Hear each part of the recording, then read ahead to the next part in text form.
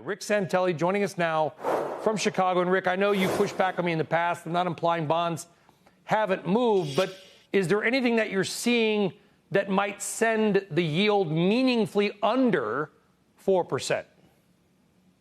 You know, I really don't. And that doesn't mean we can't see it periodically and for a short period of time maybe move under 4% as a technical response if we happen to get a new fresh close for 2025, which is under 4%, because it's currently the close of the year. That's it. The low close, April 4th, 4%.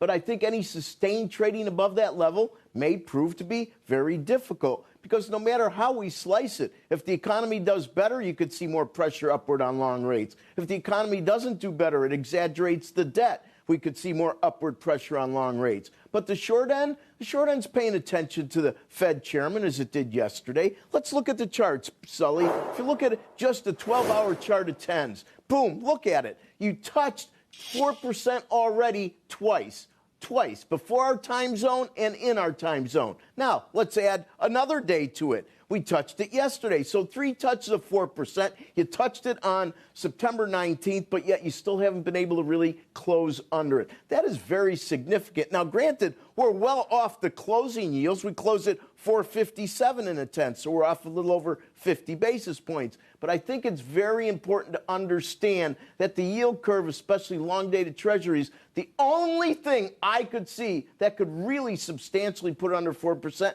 will be quantitative easing. And that type of manipulation by the Fed has its own potential negative feedback loop. Finally, let's pair up the 2-year to that 2-day chart, and a couple things should jump at you. Not only are the ranges very, very tight, while you see equities going hog wild, but if you look at the 2-year yesterday led rates down, and it closed at the lowest yield close in 3 years. Today, it's leading the yields higher as it takes back a little bit of that dovishness from yesterday in Jay Powell's speech.